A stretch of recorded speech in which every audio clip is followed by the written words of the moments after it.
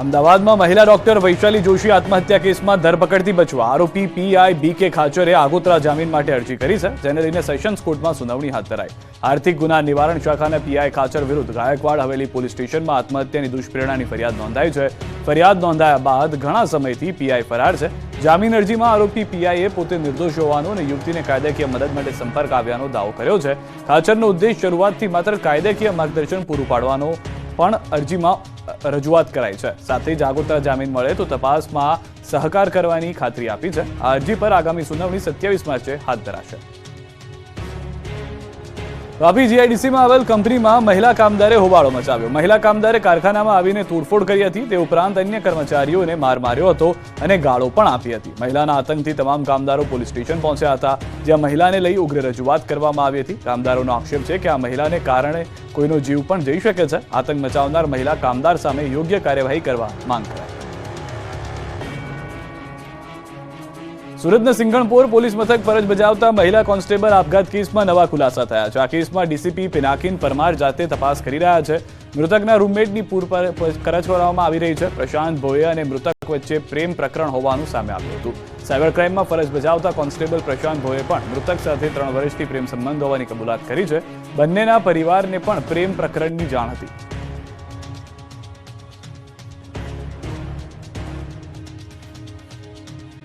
રાજપીપળામાં અદ્યતન કમલમનું પાટીલના હસ્તે ઉદ્ઘાટન। પાટીલે 6 લાખ મતની લીડથી જીતનો ટાર્ગેટ આપ્યો।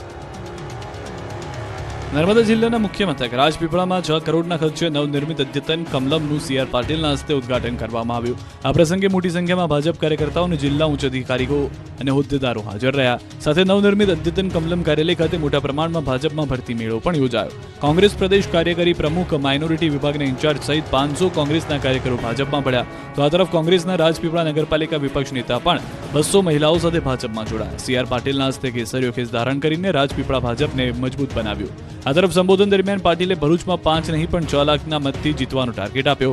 તો સાથે જ CR પાટીલે ભરૂચના સાંસદ મનસુખ વસાવાના ભરપૂર વખાણ કર્યા।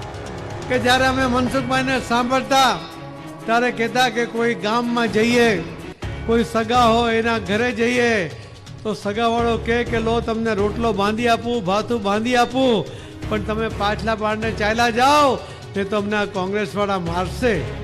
એવી વિકટ પરિસ્થિતિની અંદર પણ એમણે અડગ રહીને એક એક ઘર, એક એક કાર્યકર્તાને જોડતા ગયા। ફરી એકવાર સામે આવી પાટીલની સાદગી। સોફાને હટાવી નેતાઓ સાથે એક જ સ્ટેજ પર બેઠા। ભાજપ પ્રદેશ પ્રમુખ CR પાટીલ પોતાના સૌમ્ય સ્વભાવ અને તેની સાદગીને કારણે જાણીતા છે। ત્યારે નર્મદાના રાજપીપળામાં આયોજિત એક કાર્યક્રમમાં CR પાટીલની સાદગી જોવા મળી। રાજપીપળા ખાતે ભાજપનું નવું કાર્યાલય કમલમ બનાવવામાં આવ્યું છે, જેનું લોકાર્પણ કરવા માટે આજે ભાજપના પ્રદેશ અધ્યક્ષ CR પાટીલ પહોંચ્યા હતા। આ દરમિયાન જાહેર સભામાં સ્ટેજ પર પોતાના માટે અલગ મૂકેલી ખુરશી જોઈને તેઓ નારાજ દેખાયા। ત્યારબાદ પ્રદેશ પ્રમુખ CR પાટીલે સ્ટેજ પરથી પોતાના માટે મૂકેલી અલગ ખુરશીને તાત્કાલિક હટાવડાવી અને અન્ય આગેવાનો માટે મૂકેલા સોફા પર બધાની સાથે જ બેઠા હતા। નર્મદા જિલ્લાના રાજપીપળા ખાતે 6 કરોડના ખર્ચે નવનિર્મિત અદ્યતન કમલમ કાર્યાલયના લોકાર્પણ પ્રસંગે આ દ્રશ્યો જોવા મળ્યા। આ કાર્યાલયના લોકાર્પણ માટે આજે ભાજપના પ્રદેશ અધ્યક્ષ CR પાટીલ રાજપીપળા ખાતે પહોંચ્યા, જ્યાં એક જાહેર સભાનું પણ આયોજન કરવામાં આવ્યું। જાહેર સભાના સ્ટેજ પર પહોંચતા જ પોતાના માટે અલગથી મૂકેલી ખુરશી જોઈને CR પાટીલ તાત્કાલિક આ ખુરશી હટાડવાની કહી રહ્યા હતા અને સ્ટેજ પર મૂકેલા સોફા પર નર્મદા જિલ્લાના અન્ય આગેવાનો સાથે બેસી ગયા। નવાઈની બાબત એ પણ હતી કે તેમણે સ્ટેજ પર થતો સન્માન કાર્યક્રમ પણ ટૂંકાવીને કાર્યક્રમમાં ઝડપ માટે પણ સૂચના આપી। પાટીલની આ સાદગીને ત્યાં હાજર હજારો લોકોએ વધાવી લીધી। ડીસાના શમશેરપુરમાં ગેનીબેન ફરી તીખા તેવરમાં દેખાયા। સમાજ સાથે દગો કરનાર સામે કટાક્ષ। ચૂંટણી આવતા જ ગેનીબેન ઠાકોરે ફરી હુંકાર કર્યો। બનાસકાંઠાના લોકસભાના કોંગ્રેસના ઉમેદવાર ગેનીબેન ઠાકોરે સમાજના આગેવાનોને આડે હાથ લીધા। ડીસાના શમશેરપુરા ગામે ગેનીબેન ઠાકોરે જાહેર સભા યોજી, જેમાં તેમણે ઠાકોર સમાજના આગેવાન લેબજી ઠાકોર અને ભરત ધૂંક પર પ્રહાર કર્યા। તેઓએ કહ્યું કે આજે અમારે જરૂર હતી ત્યારે સામે પક્ષે જઈને બેઠા છે। આ તો વોટ એમને દુવા છે ને હામાં ઈયા આડે હામેથી જાય છે। કદાચ જીરાયા આવતા હોય ને તો એટલું સન્માન કહેવાય અમને, પણ આ તો બનાસકાંઠા ટુ કમલમ। બનાસકાંઠા જિલ્લા પંચાયતના પૂર્વ પ્રમુખ પીનાબેન ગાડિયાએ પણ ભાજપમાં ગયેલા આગેવાનોને આડે હાથ લીધા, સાથે ગેનીબેનની પ્રશંસા પણ કરી। તેમજ પક્ષેથી કોઈએ એવું કીધું હતું કે ખરાબ કરેલી કેરીઓને તમે શું કામ અહીંયા લાવો છો, તો મને એ ખબર ના પડી કે આજે ખરાબ થયેલી કેરીઓ આફૂસ કેરી ક્યાંથી થઈ ગઈ, સારી ક્યાંથી થઈ ગઈ। રાજકોટ બેઠક પર કોંગ્રેસ કોને ઉતારશે? આ સવાલ વચ્ચે ભાજપના ઉમેદવાર રૂપાલાએ પૂરજોશમાં પ્રચાર શરૂ કર્યો। સૌરાષ્ટ્રની હાઈ પ્રોફાઇલ ગણાતી રાજકોટ લોકસભા બેઠક આજે પણ ચર્ચાનો વિષય છે, કેમ કે ભાજપે કેન્દ્રીય મંત્રી પરસોત્તમ રૂપાલાને મેદાનમાં ઉતાર્યા છે. ભાજપ ઉમેદવાર રૂપાલાએ પૂરજોશમાં ચૂંટણી પ્રચાર અને જનસંપર્ક શરૂ કરી દીધો છે. જોકે રાજકોટ લોકસભા બેઠક પર કોંગ્રેસ દ્વારા હજુ પણ પોતાના ઉમેદવારની જાહેરાત કરવામાં નથી આવી. બીજી તરફ કોંગ્રેસના કેટલાક સંભવિત ઉમેદવારોની ચર્ચાએ પણ જોર પકડ્યું છે. રાજકોટ સહિત ગુજરાતની લોકસભાની તમામ 26 બેઠક 5 લાખની લીડ સાથે જીતવાની જાહેરાત ગુજરાત પ્રદેશ ભાજપ અધ્યક્ષ CR પાટીલ દ્વારા કરવામાં આવી છે. ભાજપે સૌરાષ્ટ્ર કચ્છની 8માંથી 5 બેઠકો પર પોતાના ઉમેદવારોની જાહેરાત કરી દીધી છે, ત્યારે 5 બેઠકો પરના ભારતીય જનતા પાર્ટીના ઉમેદવારો પૂરજોશમાં પ્રચારમાં લાગી ગયા છે. બીજી તરફ રાજકોટની બેઠક પર ઉમેદવાર જાહેર કર્યા હોવાથી કોંગ્રેસની હાલત હાલ વરરાજા વગરની જાન જેવી છે. એક બાજુ ભારતીય જનતા પાર્ટીના ઉમેદવાર દ્વારા જોરશોરથી પ્રચાર પ્રસાર કરવામાં આવી રહ્યો છે, તો બીજી તરફ કોંગ્રેસના કાર્યાલય ખાલીખમ જોવા મળી રહ્યા છે. ચૂંટણીને લઈને તૈયારીઓએ વેગ પકડી રહી છે. રાજ્યમાં જિલ્લા સ્તરે કંટ્રોલ રૂમ ઉભા કરાયા. લોકસભા ચૂંટણીની જાહેરાત બાદ રાજ્યમાં જિલ્લા સ્તરે 24 કલાક સાથે દિવસના કંટ્રોલ રૂમ શરૂ કરાયા. ગાંધીનગરના એક કંટ્રોલ રૂમ અને હેલ્પલાઇન નંબર કાર્યરત કરાયો. હેલ્પલાઇન નંબર સિવાય વોટર્સ અલગ અલગ માધ્યમથી ટપાલ, મેલ મારફતે ફરિયાદ કરી શકશે. નેશનલ ગ્રીવન્સ સર્વિસ પોર્ટલ પર પણ રજૂઆત કરી શકાશે. આચારસંહિતાના અમલ પર અને ચૂંટણી પર નજર રાખવા કંટ્રોલ રૂમ શરૂ કરાયા છે. અત્યાર સુધી આદર્શ આચારસંહિતાના ભંગની 205 ફરિયાદો મળી, જેમાંથી મોટા પ્રમાણની ફરિયાદોને નિકાલ કરાયો. આ તરફ ચૂંટણીને લઈને અમદાવાદ કલેક્ટર ઓફિસ ખાતે કંટ્રોલ રૂમ શરૂ કરાયા. અહીં જિલ્લા કંટ્રોલ રૂમ અને મીડિયા કંટ્રોલ રૂમ શરૂ કરાયા. મતદારો 1950 પર કોલ કરી ફરિયાદનું નિવારણ લાવી શકે છે. આ ઉપરાંત મીડિયા કંટ્રોલ રૂમ પરથી આચારસંહિતા પર નજર રાખી શકાશે. કંટ્રોલ રૂમ પરથી ઓનલાઈન ફરિયાદ પર પણ કાર્યવાહી કરી શકાશે. ચૂંટણીને લઈને બોર્ડર પર સઘન ચેકિંગ. અંબાજી રાજસ્થાન બોર્ડર પર પોલીસે ગોઠવી વોચ. લોકસભાની ચૂંટણીઓ જાહેર થતાની સાથે જ રાજ્ય પોલીસ વિભાગ એક્શનમાં આવ્યું. ચૂંટણી દરમિયાન રૂપિયાની કે દારૂની હેરાફેરી ન થાય તે માટે અંબાજીમાં રાજસ્થાન બોર્ડર પર પોલીસે સઘન ચેકિંગ હાથ ધર્યું. આ ઉપરાંત સરહદીય વિસ્તારોમાં પોલીસ સતત વોચ રાખશે. યાત્રાધામ અંબાજી નજીક માત્ર 4 કિલોમીટર દૂર આવેલી સરહદ છાપરી, જ્યાં ગુજરાત અને રાજસ્થાનની સરહદ આવેલી છે. આ ચેકપોસ્ટ પર રાજસ્થાનથી અસામાજિક તત્વો ગુજરાતમાં ન પ્રવેશે તેને લઈને અંબાજી પોલીસ સતર્ક બની છે. રાજસ્થાન તરફથી ગુજરાતમાં આવતા મોટાભાગે તમામ વાહનોની ઝીણવટપૂર્વક તપાસ કરવામાં આવી રહી છે. આ ચેકપોસ્ટ ઉપર પોલીસ, હોમગાર્ડ અધિકારીઓ સહિત હથિયારધારી પોલીસ પણ તૈનાત કરવામાં આવી છે. પોલીસનો કાફલો નાના મોટા તમામ વાહનોની તપાસ કરી રહ્યો છે. જોકે પોલીસે હાથ ધરેલી આ તપાસ ઝુંબેશમાં કોઈ પણ જાતની મોટી રકમ કે લીકરનો જથ્થો ઝડપાયો નથી. કોઈ પણ વ્યક્તિ 50,000થી વધુ રોકડ રકમ લઈ આ બોર્ડર ક્રોસ કરી શકશે નહીં. જો કોઈની પાસે મોટી રકમ મળી આવે તો તે તમામ પ્રકારના આધાર પુરાવા રજૂ કરવાના રહેશે. આ તરફ પેટા ચૂંટણીને લઈને પણ તૈયારીઓ તેજ છે. ચિરાગ પટેલે રાજીનામું આપતા ખાલી પડી હતી બેઠક. મધ્ય ગુજરાતની આણંદ લોકસભાની ચૂંટણી આગામી 7મીના રોજ યોજાશે અને સાથે જ ખંભાત વિધાનસભાની પેટા ચૂંટણી પણ યોજાશે. તાજેતરમાં જ ખંભાત વિધાનસભાની કોંગ્રેસના ધારાસભ્ય ચિરાગ પટેલ રાજીનામું આપી ભાજપમાં જોડાયા હતા, જેથી વિધાનસભામાં ખંભાત બેઠક ખાલી પડતા પેટા ચૂંટણી યોજાશે. ઇલેક્શન કમિશનની ગાઈડલાઈન અને ખંભાત પ્રાંત કલેક્ટરની દેખરેખ અને માર્ગદર્શન હેઠળ પેટા ચૂંટણી યોજાશે. પેટા ચૂંટણીને લઈને ખંભાતમાં તૈયારીઓનો ધમધમાટ જોવા મળ્યો. ખંભાત વિધાનસભાની કુલ 2,34,000 મતદારો છે, જેમાં 5,000 જેટલા નવા મતદારો મતદાન કરશે. 238 જેટલા મતદાન મથકો પર 1700 જેટલા પોલિંગ સ્ટાફ ફરજ પર રહેશે. અહીં 97 જેટલા મતદાન મથકો સંવેદનશીલ માનવામાં આવે છે.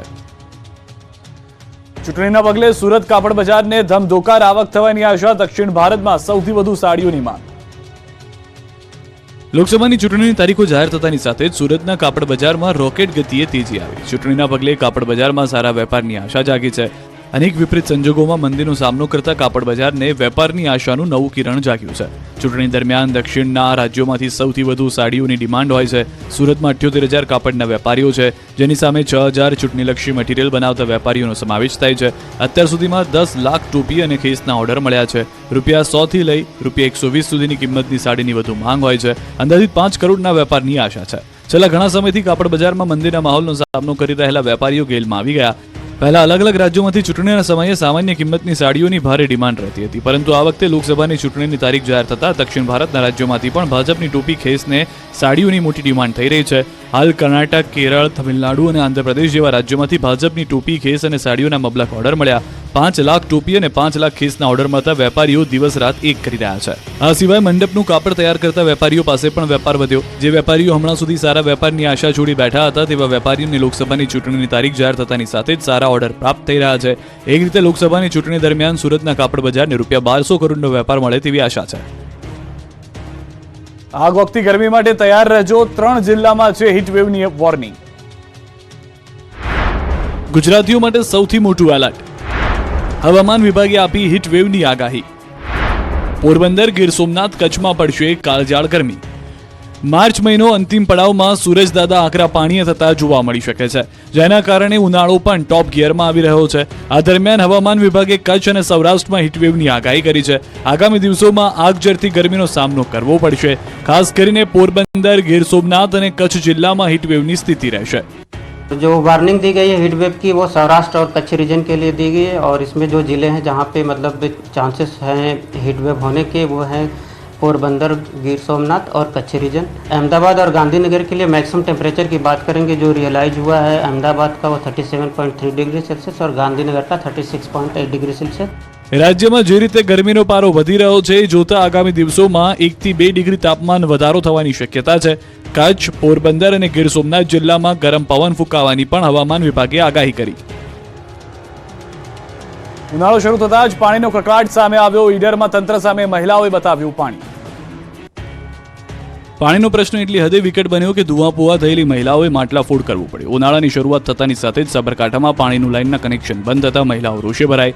મહિલાઓનો ગુસ્સો સાતમા આસમાને હતો. મોટી સંખ્યામાં એકઠી થયેલી મહિલાઓએ માટલા ફોડીને પાણીનો પોકાર કર્યો.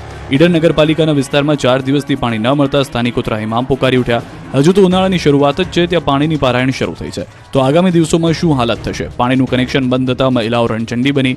માટલા ફોડીને મહિલાઓએ તંત્ર સામે પાણીની માંગ સાથે રામધૂન બોલાવી. મહત્વનું છે કે ઈડર નગરપાલિકાના વોર્ડ નંબર 3માં મોટાભાગના વિસ્તારમાં પાણી બંધ થતા લોકો હાલાકી ભોગવી રહ્યા છે. મહિલાઓએ પણ પાણી બાબતે હલ્લાબોલ કરતા નગરપાલિકાએ પોલીસનો સહારો લીધો હતો. તો બીજી તરફ લોકોના મકાનના વેરા બાકી હોવાથી સાર્વજનિક પાણીની ટાંકીઓ ખાલી રાખી હોવાનું બહાર આવ્યું છે. આ તરફ મોરબીમાં પણ પાણીની મોકાણ થઈ. કલેક્ટર કચેરીમાં પાણી માટે હલ્લાબોલ કર્યું.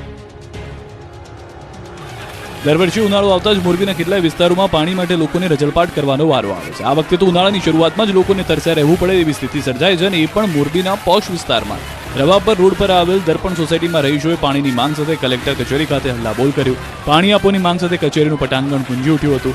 મહત્વનું છે કે મોરબીના પોશ વિસ્તાર એવા રવાપર રોડ પર આવેલી દર્પણ સોસાયટીના 600-700 લોકો વસવાટ કરે છે. છેલ્લા ઘણા સમયથી આ વિસ્તારને પીવાના અને વાપરવાના પાણી માટે પારાવાર સમસ્યાનો સામનો કરવો પડી રહ્યો છે. સાથે જ કચરા કલેક્શન કરવા આવતા વાહનો પણ ન આવતા હોવાથી સ્થાનિકોની ઉગ્ર રજૂઆત છે. કેટલાય દિવસોથી પાણીની સમસ્યા હોવાથી કંટાળેલા લોકો કલેક્ટર કચેરીએ પહોંચ્યા અને પાણીની માંગ કરી. 3 દિવસમાં પાણી નહીં આવે તો રોડ ચક્કાજામ અને મતદાનનો બહિષ્કાર કરી નેતાઓને સોસાયટીમાં આવવા પર પ્રતિબંધ મૂકવાની પણ ચીમકી ઉચ્ચારી. ત્યારબાદ ધારાસભ્ય કાંતિ અમૃત્ય પાસે રજૂઆત કરવા પહોંચતા તેઓએ પાણીની સમસ્યાનો ઉકેલ લાવવાની હૈયાધારણા આપી છે.